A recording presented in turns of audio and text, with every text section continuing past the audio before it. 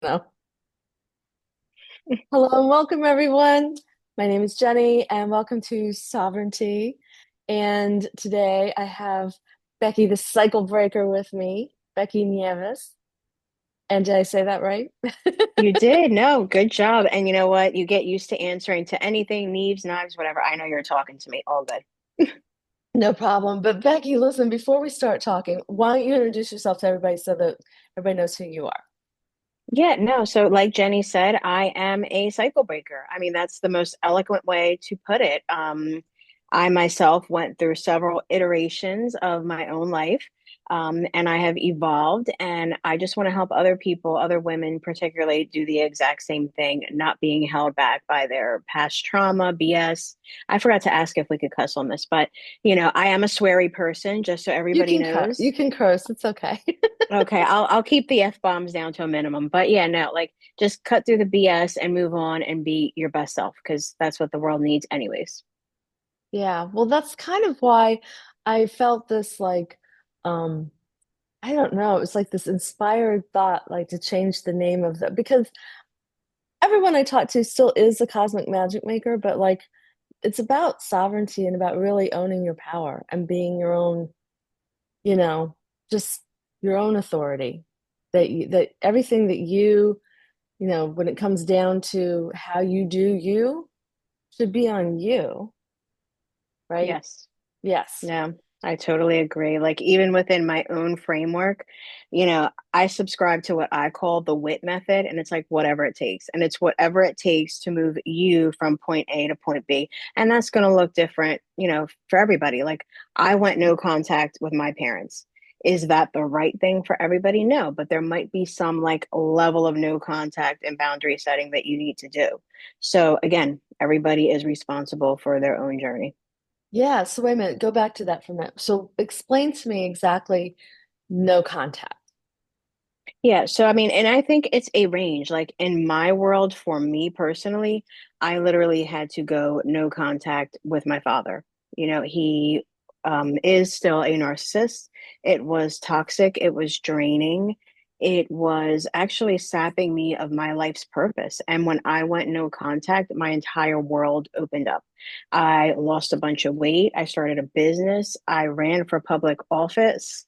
I like the world just opened up, and the universe, like I took it as a sign that this was what I needed to do. Yeah, it goes, Was oh, Yes, it's like, oh, she broke free from all the bullshit. Yes, let's go, let's make stuff happen. And yes, that's what it was, so freeing. But that was my journey. There are people like, let's say, the narcissist in your life is like a toxic ex, but you have kids together. You have to co-parent. It's not okay, let me just cut you out. Like there has to be, everybody has to find what's going to work for them. So that's no contact. It's a theory, but it depends on what it's going to look like for you. And I'm Puerto Rican. I talk with my hands, so I'm apologize. it's okay. I live in New York and we talk a lot with our hands too. There we go. This is going to be a lot of hand moving, guys. Sorry. Yeah, exactly. Making the points. Yes. Reminds me, I was in Tennessee one time when my daughter was really little. She has a peanut allergy. And we went to this restaurant. It was like a catfish was their special, and outside was a big cement bit catfish with big, long, like 3 foot Ooh. cement whiskers. And we go inside, and they're talking about the catfish. I said, "Is anything made with peanut oil?" And they were, "Oh yeah, the catfish. We use peanut oil to make all the catfish." And I was like, "Not that she wants catfish anyway, but we can't have any." Peanut products and so I'm doing this to the waitress. I'm like, no peanut products, we can't have anything. And she goes, oh, don't worry, we'll find her something. If nothing else, we'll make her a peanut butter jelly sandwich. And I was She was like, so busy watching this.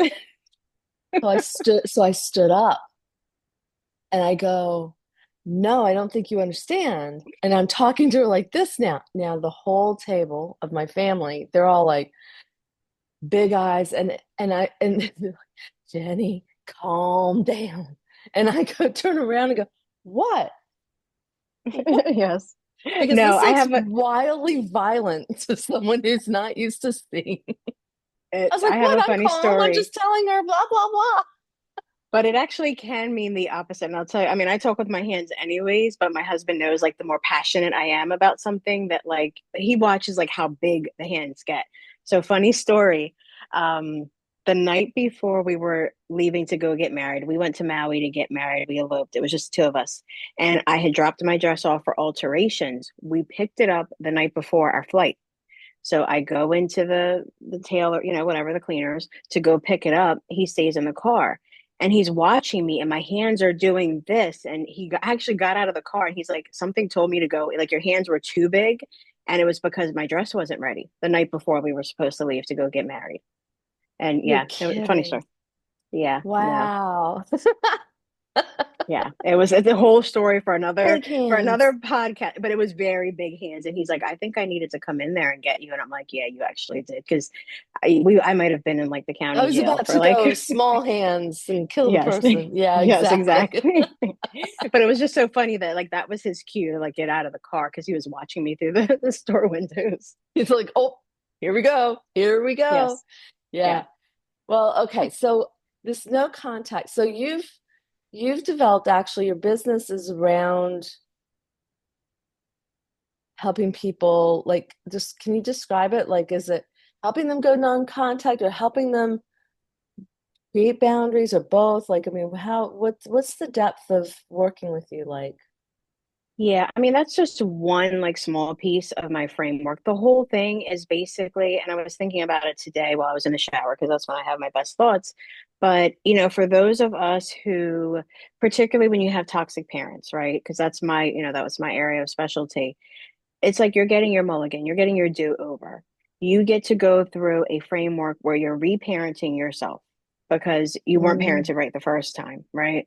So it's it's about going no contact and establishing boundaries. That's one piece of it. Then you have to reclaim your worth, you have to reset those boundaries, and then you have to move forward with your new redesigned life. Like you've now taken back your power, taken back this control, and now you get to move forward, which is kind of what I did and didn't realize I did it because I bumbled through life doing it. But it's like, okay, I started this way, and my story is super funny because everybody's like, why did you go to school for psychology? I have a degree in psychology. And I was like, because at 14, I knew that something was wrong with my family. I didn't know what it was at the time, but I said, a psychology degree makes sense because then I can I'm kind of figure sorry out for what it is. laughing, but I You totally know, get it. yeah, like that made sense to me in my teenage brain. Like, I'll just get a psychology degree and figure it out. And lo and I did the behold, I same got thing. I did the same thing. I totally get it. see, that's why we vibe. And no, like, and I went and I got the psychology degree, and I'm like, oh well shit, I still haven't figured it out. And I spent another 15 years going back and forth. Like I would go no contact, I would let them back in. And a narcissist, they don't change. They No, just don't. no. And it actually got to the point like everybody has, the proverbial, and I hate to use cliches, but the straw that broke the camel's back, right? And everybody has their trigger moment where they're like, that's it, I'm done. And for me, I have a daughter who has a rare disease. So part of it is she has a lung condition and eventually, she'll need a lung transplant. So as a parent, I have to do everything I can to keep her lungs healthy. And both of my parents are smokers and they could not understand why they could not come to my house, like even secondhand smoke. I'm like, if you're coming to we stopped visiting them. That wasn't good enough. They wanted to come here. Oh, I'll just step outside for a cigarette. And I'm like, no, you can't do that. I was like, you don't understand that. Like, we literally know that she's going to develop pulmonary fibrosis. Like, WTF, like, what is wrong with you? Yeah. And my dad, I remember the conversation, like I can see it right now. And it's like, oh, you're just going to keep your kids in a bubble. You think you're too good. And I literally, the conversation ended. I was like, go to hell. And I literally hung up the phone and threw it across the room. Like, I remember where I was sitting in my living room and I was like, I'm Wow. done. And, like I had dealt with their toxic BS for so many years. And I'm like, not my kids, not my kids. They're not going to see this back and forth. And no, I was done. And that was my moment where I was like, nope, I'm taking this back. I'm rewriting the story. So Oh my sometimes it's like gosh. that. Yeah, that's powerful. I mean, crap. I know I mean, my daughter has asthma too. Like you're talking life and death. It's like, what Yes. don't you get? Like, hello? And to see it as like it's a choice thing, like it's a, like you think you're too good. Like, what kind of statement is you think you're too good? You're just Yes. trying to keep her healthy. Yes. Yeah, I'm like, I that's just want to give her the best opportunity to live. And then that kind of spiraled into like, yeah, okay, I'm so focused on their physical health, but what emotionally are my kids seeing with this back and forth between me and my parents? What am I modeling for them?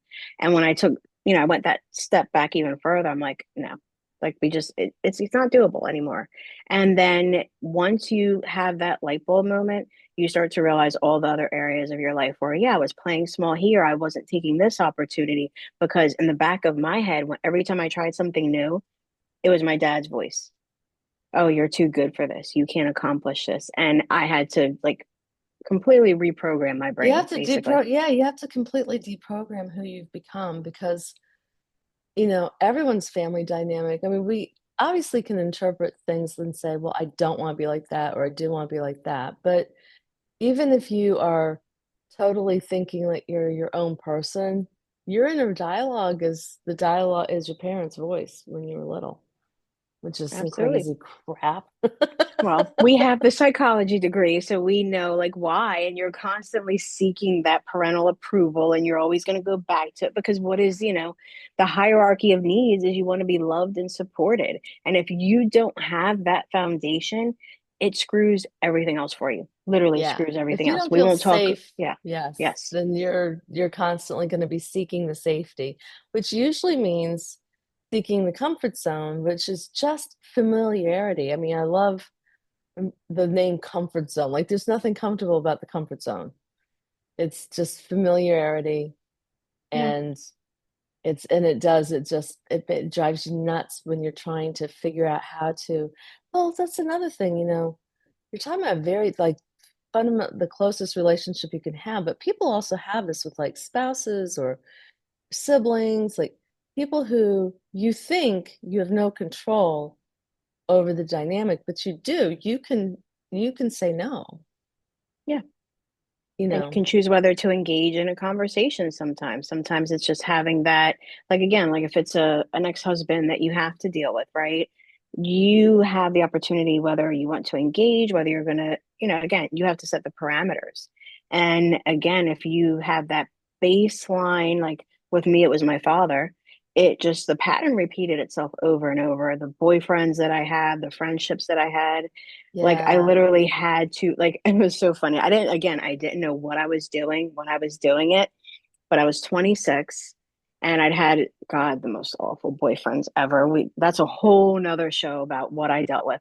And I was like, you know what? Because I had the typical fixer complex, right? I was like, I'll get a bad boy and I'm gonna fix him the way I couldn't fix my dad, my family, whatever.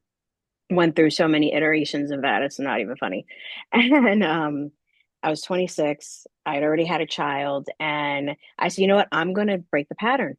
I am going to go to the complete opposite of what my normal um, type is, like the bad boy, tattoo, criminal record. I was like, I'm going to go for the straight laced Criminal record. You guy. have a criminal record? Let's go Yes. out. Like, let's go. Like that was like lit me up, right? No, yeah. That oh God, whole nother whole nother that might be like sovereignty after dark or something. But um, when I met my husband, he had, he has a college degree, he had no kids, no tattoos, didn't drink, didn't smoke, none of the things. And I'm like, yeah, I'm gonna try this out. Not even a year later, we were married. Wow. How about that? Yeah. I I mean, I love still want to that. kill Well, him on a regular congratulations. basis, but yeah, Yeah, no, listen, I mean, that's very hopeful. I think, anyone listening to this can feel, it's possible, right? I know it is. I also have like that kind of not fun relationship that really brought a bunch of grief. And I thought I had no control over it because I was afraid. I was very much afraid to do something radical like, no contact. Um, so I do think you're right that there's degrees where people can feel, you know, like there's a opening into a different world. Yeah. What would you say that to someone who feels threatened, like afraid to shut off, afraid to completely change? I mean, they're right to fear it. because it's not easy. Like you were saying before, the comfort zone, the familiarity, right? Any change is going to be uncomfortable. So I would say, you're doing something right if you don't like it all that much or it feels strange. That's a You good know, point. it literally is. Like I felt so uncomfortable going out on dates with my now husband because I'm like, oh, we're not going to a bar. You're not going to take me to some sleazy dive. Like we're actually going to like a legitimate restaurant. You're going to bring me flowers. First time I had ever been brought flowers in my whole entire life, you know. Aw, you're And like, it what do I do with was these? No, I'm kidding. no, literally, I was like, oh, are you going to do this every date? Like it was like a whole thing. And he's like, nobody gave you flowers before, and I'm like, no. Um, so yeah, it's definitely uncomfortable because you're literally disrupting that pattern in your brain that's seeking out that thing. And at the back of your mind, you have to have some sense that that the cycle that you're stuck in is unhealthy. It's again just that one, and it doesn't have to be monumental. It doesn't have to be like I did, like I cut off my father completely. It could be something small. Those little incremental changes. Like if somebody were going to go on a diet, like you don't cut out all carbs on day one. You're gonna fail. Like it's just not gonna happen. Yes, that's the truth because I've tried it again and again and again, and I don't even know why. I think every time, okay, this time I'm having no carbs. Like I double down on the Yeah, very thing that's gonna actually blow it up. And I know it, and I exactly. know it, and I do it. And then it Yeah. blows up, and I go, see, and then I get to be right. It's just really effed up. Like, what? There's no Yes. pleasure in being right there. But No, none. Because you're just reinforcing the bad thought, right? The bad behavior, the bad whatever it is, yeah, I or guess not the bad, the I wrong. say to myself, I guess we just have to do this again. We just have to do it again. I don't know. Yeah. And Yeah. then you take on that martyr complex, right? Like we all do. You're like, carbs are just not my friend. No, it's just the what your relationship with carbs is not your friend. The same way, like let's say you do have to keep contact with some people. Maybe the way you guys were interacting was just not, it was Maybe toxic, I right? need no contact with carbs. No, you don't. You just need to change the relationship with carbs. Your body needs carbs to survive. Trust me. I lost, I know. There's a fat chance that I would ever give them up, but the processed foods for sure. yes, Anyway, that's a whole nother. We can do so another on that. tell me though, how are the kids with this? Like, do they ever ask, why don't we Yes. see grandpa? Or, My younger ones do not. right. But I'm also kind of a weird person in that my oldest is 21 and my youngest is 3. And then I have a 13-year-old and a 9-year-old sandwiched in that mess. So when I went, yeah, no, it's a whole mess. So when I went no contact, like we had already not seen them very much anyways, because this was at like the height of COVID and Mm, our back and forths were pretty much legendary at that point. It was more so with my oldest that I really had to have that conversation. So, like I tell people, I literally have my own psychological petri dish here with my kids because my oldest has been parented very differently than how my youngest is being parented because I'm a totally different mom. Like not even the same. And I was a teenager when I had my oldest. Um, but they kind of were relieved, I think. My oldest was relieved.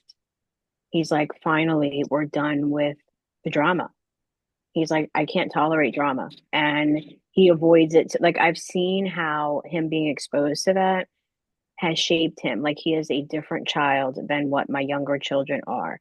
So I have literally a living experiment as to, damn, I should have done this 5 years sooner because it has affected him in a way that I know. And I tell him this all the time. I'm like, you need to go to therapy. We need to talk this out because I see the pattern repeating itself with him. Whereas I know with my younger ones, it won't. Like, it just won't. yeah, I totally get that too on a personal level. My daughter, she's 31 and my son's 18. So they completely were raised by two different people. Yes. Same No, I person, was, two different people though. Yeah. yes. And I do find myself, I mean, I've apologized to my daughter and said, I was doing the best I was 26 when I had her. So I was just a totally different person than a 38-year-old. Yeah. you Well, know. I don't know if yours tells you, my son, it's our running joke now. He's like, I was the test baby. And I'm like, yeah, Oh, yeah, you kind of were. So he's, he's taken on a humorous thing. But I did the same thing too. Like I literally went back and I'm like, I'm sorry. Like I was 19 when I had you. Like I yeah, was in a totally different frame of life.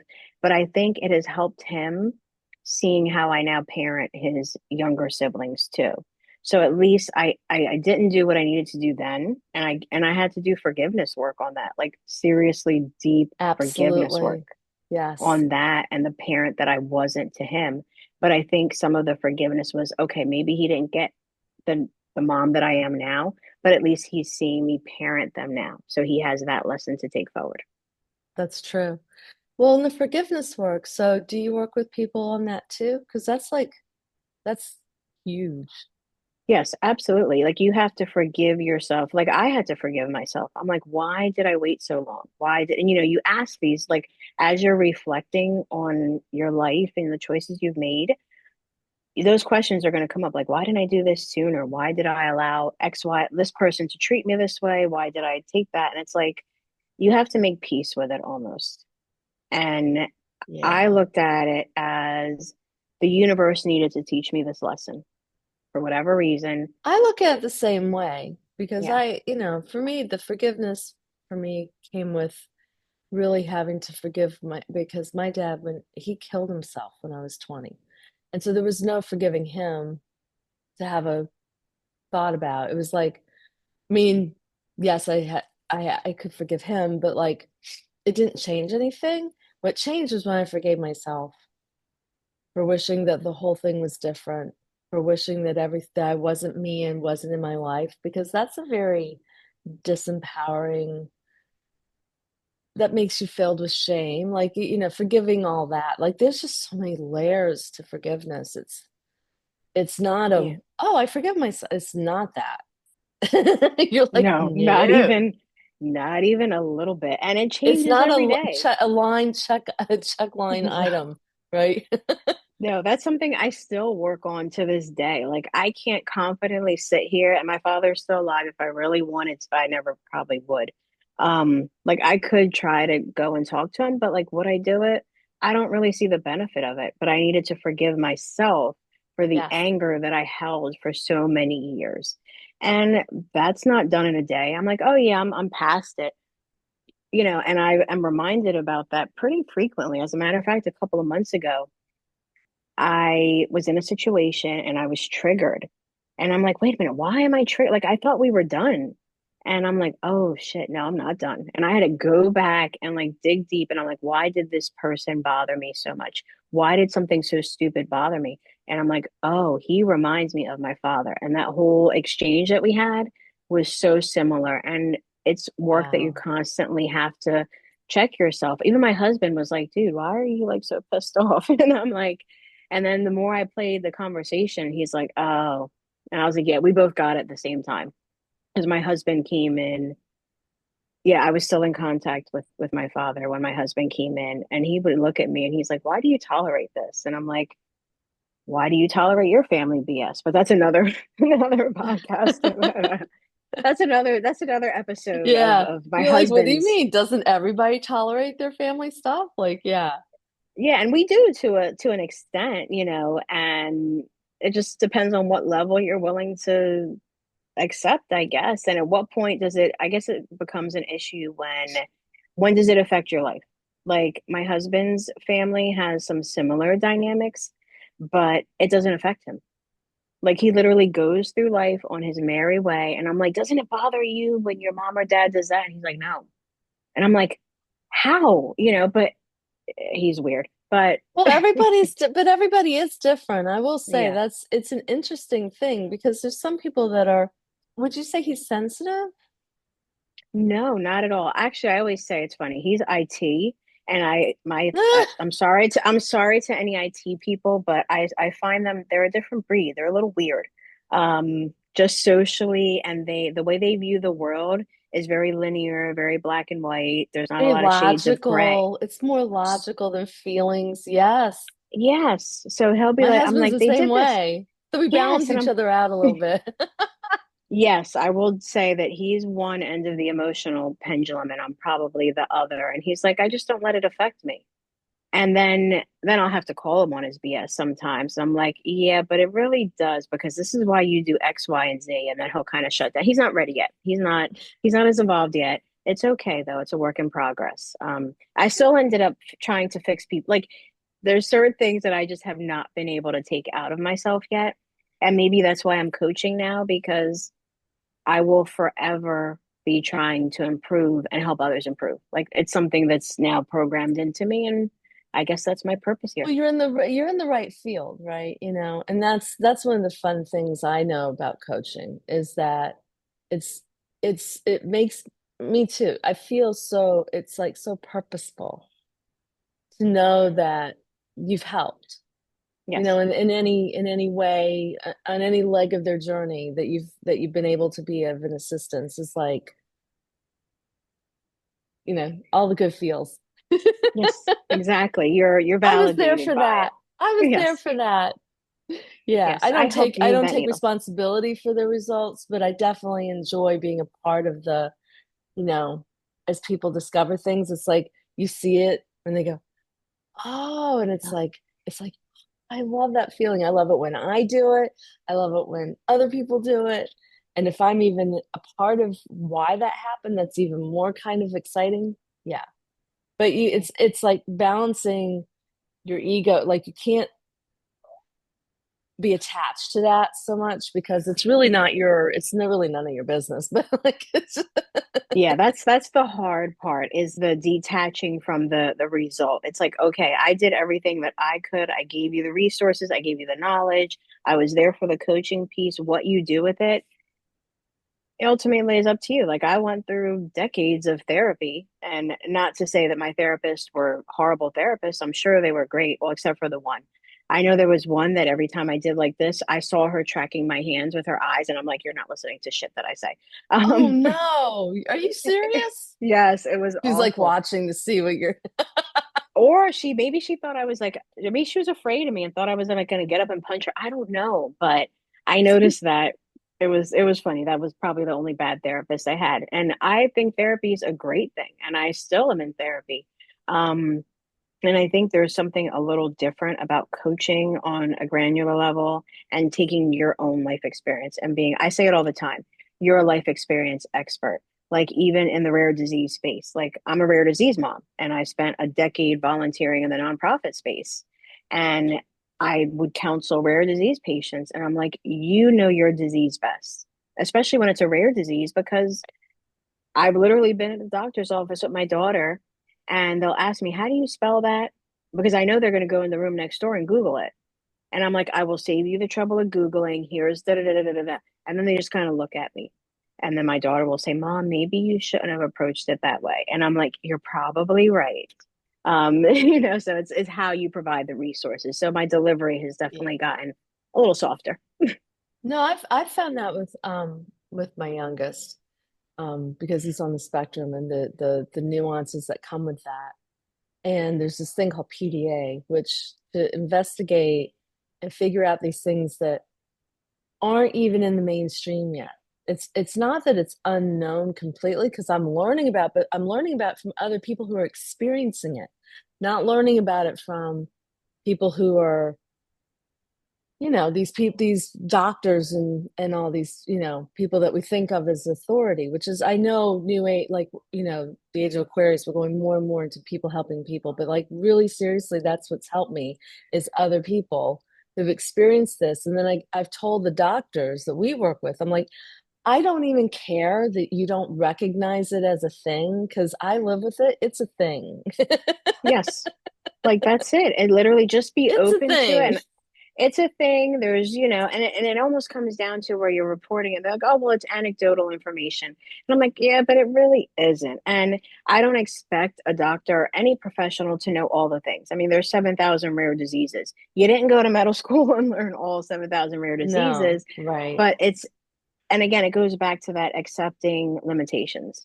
And it's like, hey, I am the expert in this one rare disease because I immersed myself in it for 10 years and I live with a child who has it. So Yeah. I am an expert. and she is an expert on her symptoms. Like, even she's also legally blind. So when you say that, I always have to ask her, I'm like, can you see this or see that? Because the way her vision works changes on the time of day, the amount of lighting, whether she's tired, like so many factors. So I can't say a blanket statement like she sees this, or that. Like, even now, she's now 13, and we just found out last year that when she's in her dance class, she can't see a particular move that the teacher was doing. And it took us, she's been dancing since she was 2.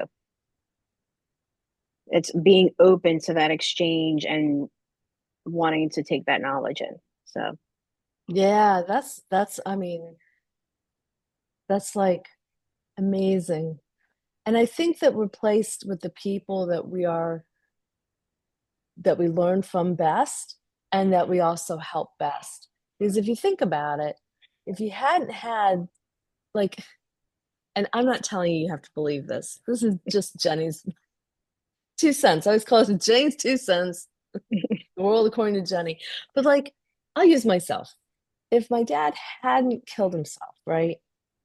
Like that actually served me in so many more ways than it limited me. But it took all these years to see that. Like, of course, I did not think that for, you know, 10, 15 years. I didn't even have a thought about that. But he was the perfect person who did exactly everything the way he should be so that I would learn what I needed to learn to become who I am now.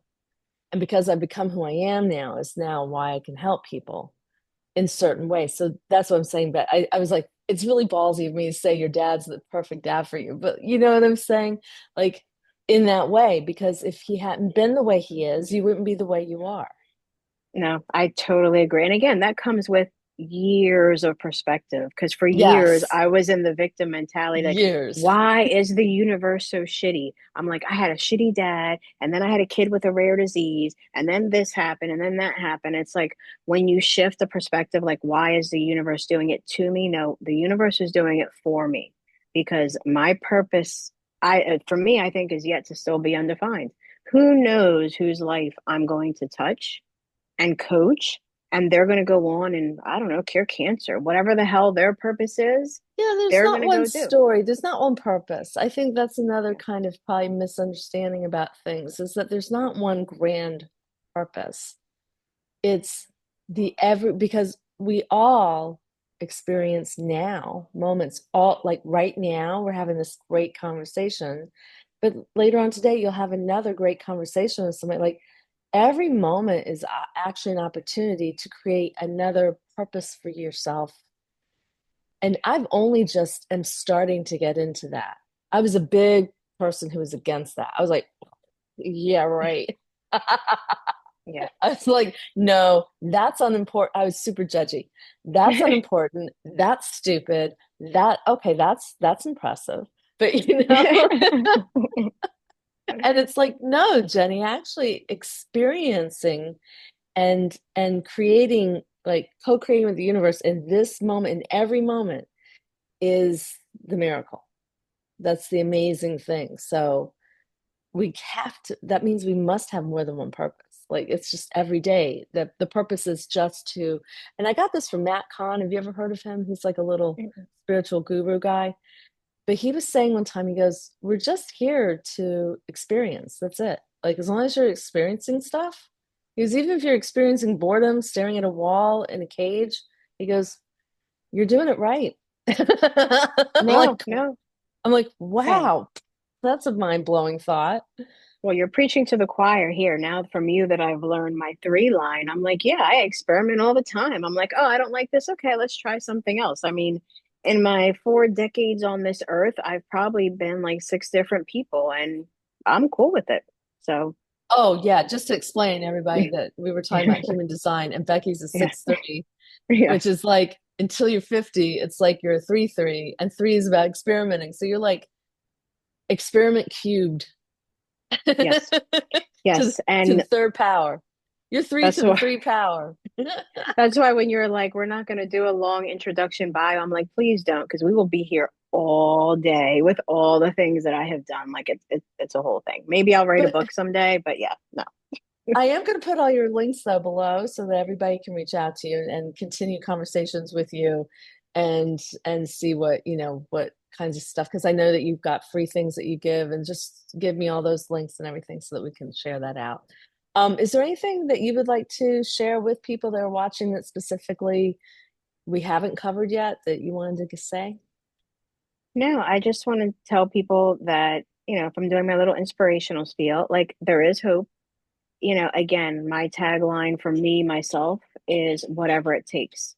And I'm a little type A too. So it's like I might not be making the progress I want right now at this very moment, but these conversations, whatever it is I choose to experience, I'm moving the needle the way it needs to be and, do it that way. And I'm happy to talk to anybody just to have a conversation. We can talk about BS all day. I'm good at that. Well, I love the cycle breaker. I mean, that is just we need many cycle breakers. So I'm very Yes. excited to see what you do, the work that you continue to do with people. It's this is the perfect time to show up and break all the cycles. I think the universe is completely conspiring on your side because I think there's too many toxic cycles that are just not serving anybody really. I mean, or maybe just a few, people that, and Mm, even that, it's not really, yeah, no, their karma's awful. beautiful, Yeah. beautiful, beautiful. Yeah. All right. Well, I would love to have you back sometime. In the meanwhile, have a fabulous day. And thanks for watching, guys. Thanks for Yes. coming. We'll see you later. Bye. Okay. Bye.